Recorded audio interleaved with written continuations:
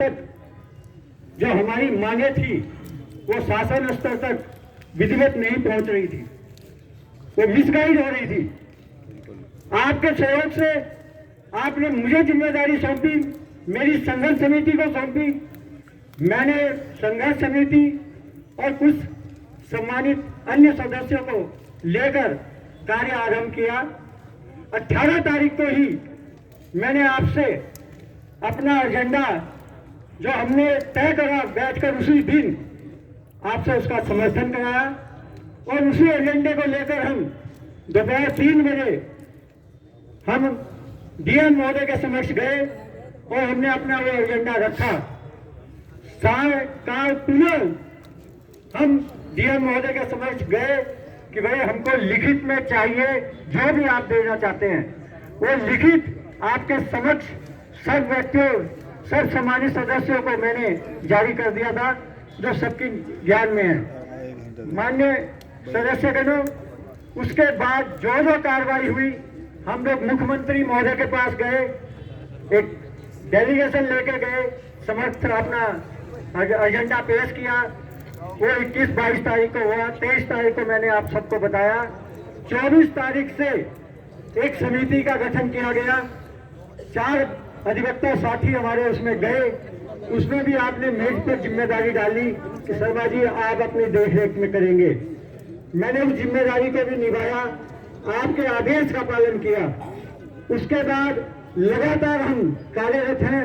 लगातार दिन में रात में जब भी हमको टाइम मिलता था हम मीटिंग भी करते थे, सम्मानित सदस्यों को भी बुलाते थे और यही उसका परिणति है कि आप हमारे बीच में पहली बार मुझे भी अभी ना तो मैंने इसको पढ़ाया ना कुछ है। मैं सम्मानित सदस्यों से निवेदन करूंगा कि वो एक एक शब्द को समझ ले और सुन ले। यह शासना आदेश संख्या 11,006 समुदाय 2025 देहरादून दिनांक 8 दिसंबर 2025 जिलाधिकारी देहरादून को संबोधित है। शासन द्वारा बार एसोसिएशन की मांगों पर विचार विमर्शोपरांत निम्नवत कार्रवाई किए जाने का निर्णय लिया गया है। शब्द आप समझ रहे हैं, निर्णय लिया गया है। कलेक्टर के आसपास के क्षेत्र का मास्टर प्लान तैयार किया जाएगा। मास्टर प्लान तैयार करने हेतु जिलाधिकारी की अध्यक्षता में एक समिति गठित की जाएगी, जिसमें उपाध्यक्ष, एमडीडीए तथा मुख्य नगर क्षेत्रीय नियोजन चीफ टाउन प्लानर सदस्य होंगे।